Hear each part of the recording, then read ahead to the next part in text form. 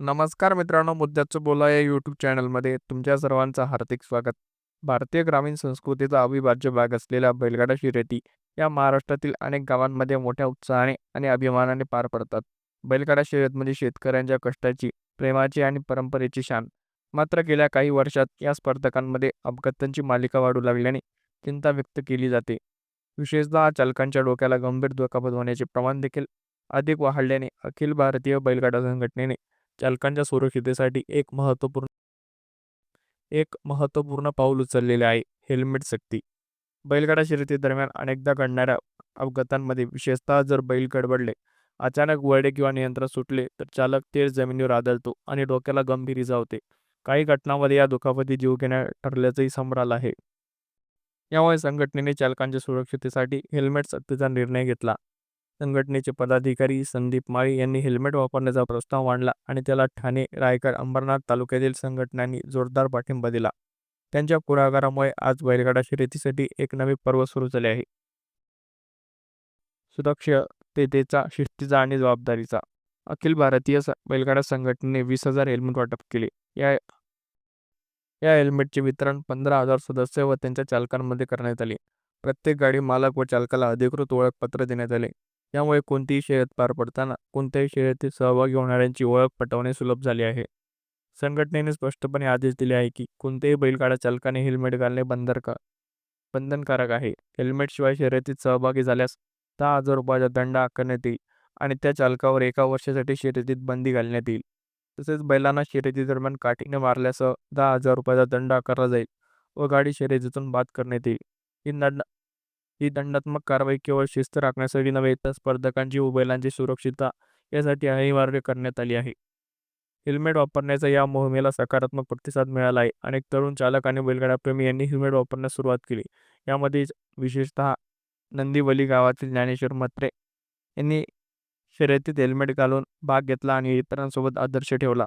त्यांच्या या पायंड्याने सर्वत्र त्यांचं स्वागत व कौतुक करण्यात आले. ज्ञानेश्वर म्हात्रे यांनी या कृतीने एक संदेश दिला. पारंपरिक खेळ जपतानाच सुरक्षा प्रथम. त्यांच्या पुढाकारामुळे अनेक ठिकाणी तरुण चालकांमध्ये हेल्मेट घालण्याची जागृती वाढली आहे. ज्यांनी हेल्मेट सक्तीचे नियम मोडले त्यांच्यावर तातडीने कारवाई करण्यात आली. शनिवारी देसाई गावात पार पडलेल्या शर्यतीत काही चालकांनी हेल्मेट न घालता शर्यतीत प्रवेश केला. त्यांचा निकाल सुरुवातीला पेंडिंग ठेवण्यात आला. त्यानंतर नियम मोडणाऱ्या 4 चालकावर कारवाई करण्यात आली आणि 15 जून 2025 पर्यंत शर्यतीत सहभागी होण्यावर बंदी घालण्यात आली.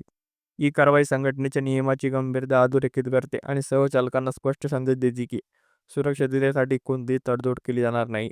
ठाणे जिल्हा, भिवंडी, अंबरनाथ, रायगड या भागात दरवर्षी शेकडो बैलगाडा शर्यती आयोजित होतात. मोठ्या संख्येने प्रेक्षक आणि सहभागी यामुळे वातावरण अतिशय जल्लोषमय असते. मात्र याच गर्दीमध्ये जर चालक अपघातग्रस्त झाला तर मदत मिळण्यात उशीर होतो. त्यामुळे चालक स्वतःची प्राथमिक सुरक्षितता पाळणे गरजेचं आहे. हेल्मेट वापरल्यास डोक्याला थेट झालेल्या धक्क्याचे प्रमाण लक्षणीयरीत्या कमी होते. अनेक अपघातामध्ये फक्त हेल्मेटमुळे चालकांचा जीव वाचल्याची उदाहरणे अनेक खेळामध्ये आपण पाहतो. आता बैलगाडा शर्यतीतही याची गरज स्पष्टपणे दिसू लागली आहे. बैलगाडा शर्यती म्हणजे महाराष्ट्राच्या ग्रामीण संस्कृतीचा अविभाज्य भाग. शेतकऱ्यांसाठी, गावकऱ्यांसाठी आणि बैलगाडाप्रेमींसाठी ही स्पर्धा म्हणजे त्यांच्या कष्टाला दिलेला एक सन्मान असतो. या परंपरेला जपतानाच बदलत्या काळाची गरज ओळखून सुरक्षा उपाययोजना तितकाच महत्त्वाचा आहे. म्हणूनच अखिल भारतीय बैलगाडा संघटनेचा निर्णय काळाची गरज ओळखणारा आणि अत्यंत स्वागतार्ह आहे.